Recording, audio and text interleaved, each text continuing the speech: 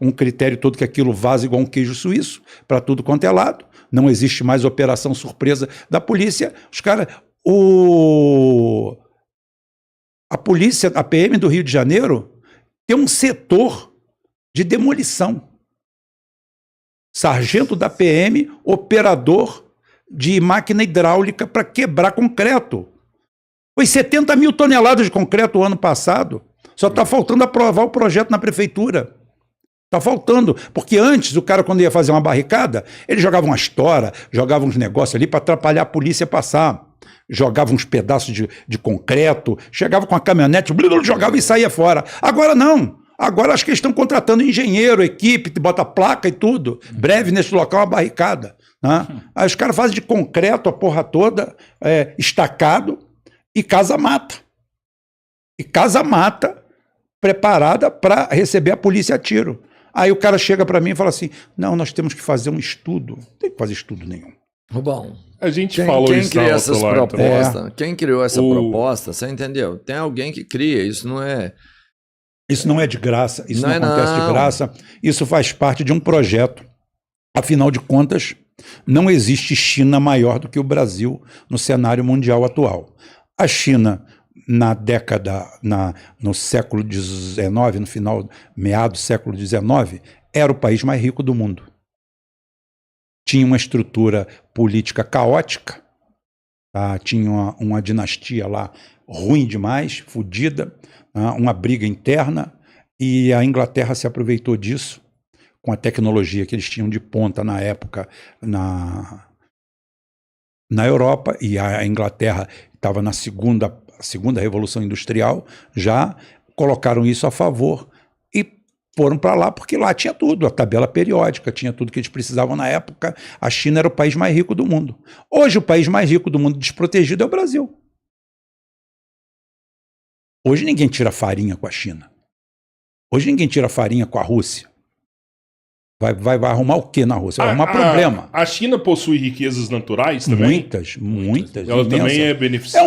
É um país com... É o segundo maior país do mundo, né? É um país com 9 milhões e meio de quilômetros quadrados. Tem água pra caramba, né? A gente às vezes esquece da água. A água é muito importante. Tem água pra caramba. Tem recurso mineral, solo fértil. População é um recurso, né? Também, população. E eles controlaram a população. Tanto é que a Índia hoje é o país que tem a maior população do planeta, é a Índia, passou a China. Mas eu ouvi falar também que isso está se tornando um problema. Não, é mentira. Porque a população está envelhecendo e os caras não conseguiram ativar o crescimento. Na China? Na China. 1 bilhão e 400 milhões, cara. Isso, né? Porque eles tiveram ali o chamado bônus demográfico, né? Uhum. Que é o momento em que você está nascendo mais e a população ainda está jovem, né? E aí você tem o mercado, dentro da pirâmide etária ali, você tem uma faixa maior que está trabalhando do que a que está fora como criança, adolescente, ou então que está recebendo aposentadoria. Sim. A China, assim, de fato, né? O que as pirâmides aí vem mostrando é que a China, ela perdeu esse momento, né? Não é que perdeu, mas esse momento do bônus, da melhor momento demográfico, tá ficando para trás. Né? Mas isso não quer dizer que a economia chinesa vai implodir por causa disso. Mas que ela nunca mais vai crescer 2 dígitos igual já cresceu. Então, nunca mais Mas vem cá, forte, né? Mas peraí. 3 oitão. Mas peraí. É uma revolução louca. Não, mas o que é crescer 2 dígitos? Crescer 2 dígitos, tá? Você cresceu 100% do seu capital. Você tinha R$100, você passou para ter 200. Eu tenho 1.000, eu só cresci 10%, mas eu cresci a mesma coisa que você. O que acontece é que quanto mais rico fica o país, também a taxa de crescimento vai diminuindo. Você não vai querer que um país que tem o PIB que a China tem hoje cresça 25% ao ano. Não vai dar isso aí. Agora, outra coisa. A China, por exemplo, investe anualmente, estava investindo, já deve ter aumentado, $100 bilhões só em vencer deserto. Isso é muito foda. Vencer deserto. A próxima Amazônia. Não é a próxima Amazônia. Eles estão usando a mesma tecnologia, alguns bilhões de árvores já foram plantados na África. Estão fazendo um cinturão. A muralha verde da África. A muralha verde da África. Tá? No Sahel, acima do Sahel, na fronteira. Eles estão ganhando território em cima do deserto Saara. Eles têm uma aplicação muito grande. É isso que é o conceito de povo, de país que você tem que ter.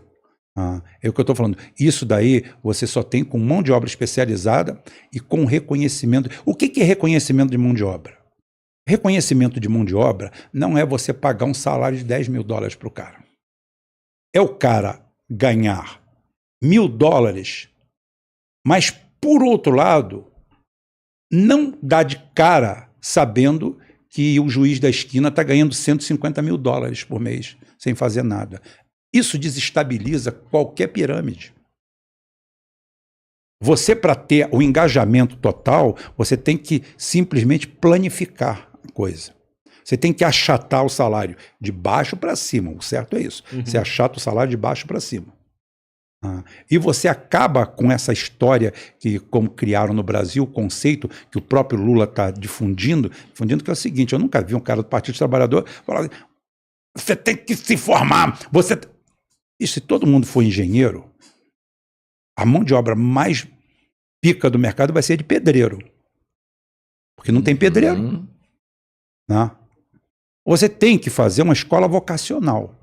Estratégia também. Não, vocacional. E outra coisa, você tem que remunerar, você tem que remunerar bem todo tipo de trabalhador. Sim. Qualquer um que entre na cadeia de produção, de trabalho, ele merece reconhecimento. Sabe por quê?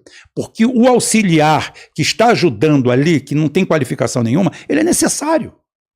E essa jornada de trabalho da China 996? Tá. Eles estão tentando acabar com ela, mas ainda tem muito na China, né? Bicho, olha só, como ele falou, lá é regional demais.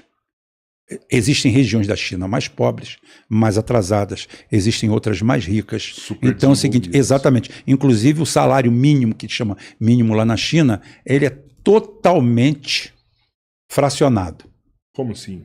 Bom, uma cidade, por exemplo, o salário mínimo às vezes chega a ser 30%, 40% maior do que numa província distante e longínqua, onde o custo de vida é muito mais barato. Entendi. Tá? Existe isso daí. Então há uma sazonalidade. Você há de convir que você tem 9 bilhões praticamente, 9 milhões e meio de quilômetros quadrados e você tem 1 bilhão e 400. Você tem 7 Brasis lá dentro em população. Não é pouca coisa. Então você tem que mexer com isso, manipular isso. Então você planificar isso de uma forma totalmente nivelada, você não vai conseguir. O que eu acho muito louco, mas para falar isso eu vou ter que falar o si. E eu sei que geopolítica não tem o si, né? Não tem esse, não usa. Mas a gente sabe que a China investe muito em cientistas, né? Tem uma valorização dos cientistas lá dentro. Sim. E existe uma probabilidade muito grande da China desenvolver uma fonte de energia, né, muito maior. Ela já está desenvolvendo. Igual, por exemplo, o segundo sol lá deles. O tokamak, né? Então é o seguinte, sol, né? Então é o seguinte, isso daí, eles não vão parar em desenvolver. Se descobrem, isso aí vira o jogo da China. Né? Sim, a energia é o que energia é tudo.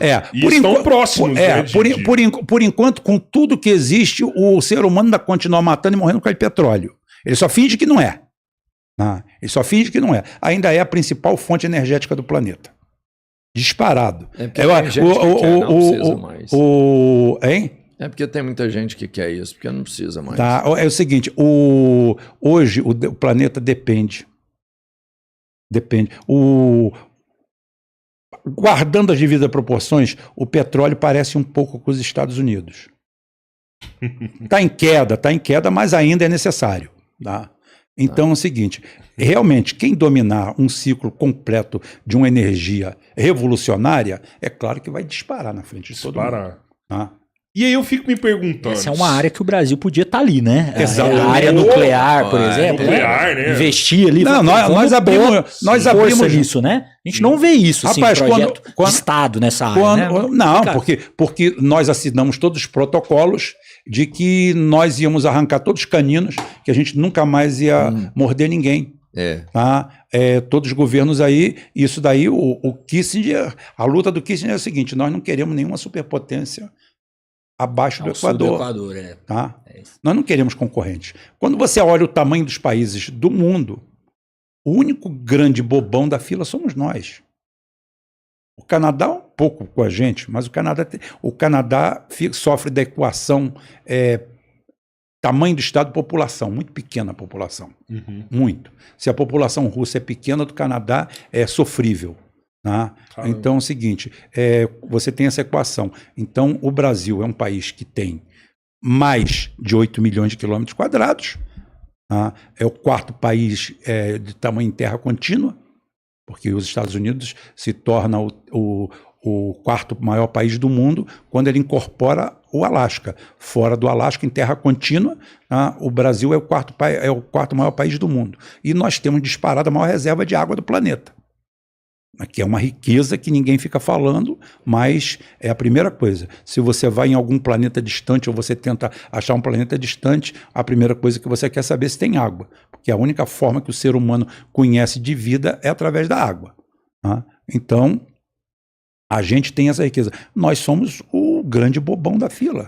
Não temos nada. Nessa questão do ciclo nuclear é interessante que o Brasil ele tem a matéria-prima, né? O Brasil tem ali urânio, tem o que é necessário para ser enriquecido e produzir a energia, a bomba, E né? somos bons nisso aí também, né? Somos bons, a gente tem... Isso é Ainda somos. Isso é da década lá de 60, se eu não me engano, 60, 70, que o Brasil trouxe para cá a tecnologia nuclear importada da Alemanha. Foi Ernesto Geisel que criou a Nuclebras aí. E é o seguinte, existia um acordo com a Westinghouse para fazer negócio aqui e os Estados Unidos começou a sacanear. Fazendo o que eles fazem sempre, sacaneando. A CIA. Ele rasgou o contrato e chamou a Siemens e fez. Porque é interessante isso, né? O Brasil ele poderia ser uma potência não só de ter a bomba atômica, que hoje no cenário a gente sabe que é importante. Faz uma diferença. Faz diferença, claro. Sim, poderia ter, mas também poderia ser o que a Rússia é hoje, por exemplo, em termos de exportação de energia nuclear, né? A Rússia é o país que mais constrói usina fora da Rússia, né? Isso, está construindo na África agora. Tem no Egito, né? Está construindo em vários países. Ela constrói fora da Rússia. Fora da Rússia. Vende aquela energia. Ela vende, na verdade, ela faz parceria estratégica com o país.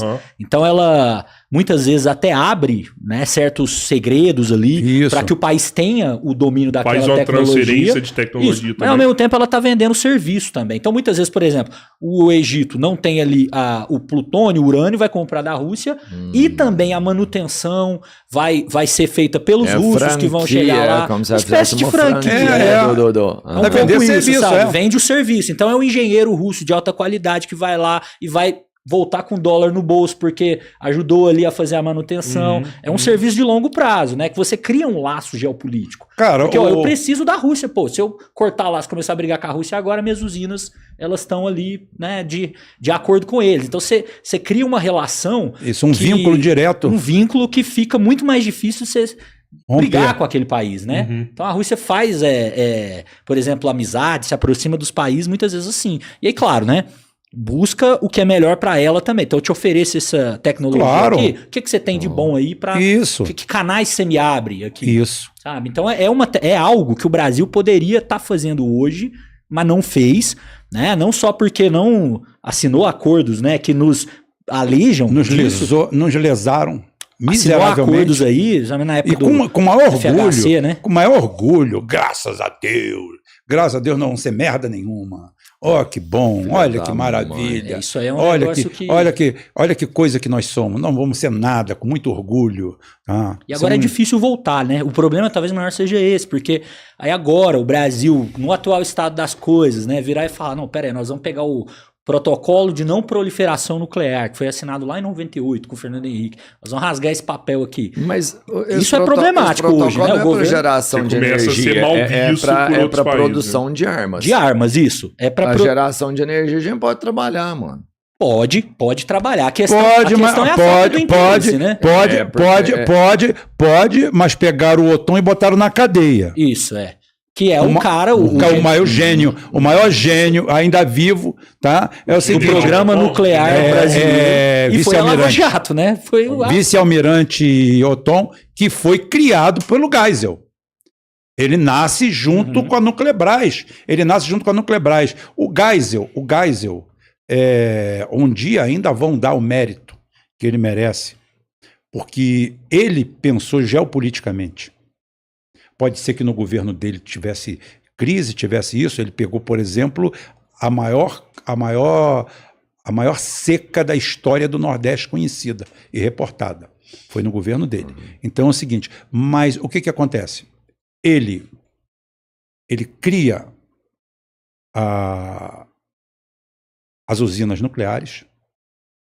Olha só, ele cria as usinas nucleares, ele investe pesado e descobre o petróleo offshore no Brasil.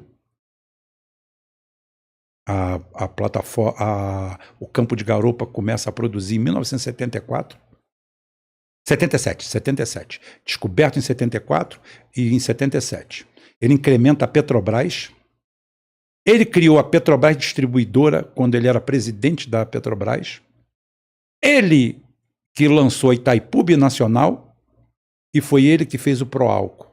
Caraca. Isso em 5 anos, tá? Não, tá, mas aí você fala que ele passou também a maior seca do Nordeste, mas se esse cara faz chover também, meu filho. Só falta. Então, é o seguinte, olha o que o cara fez, porque ele sabia que energia era tudo.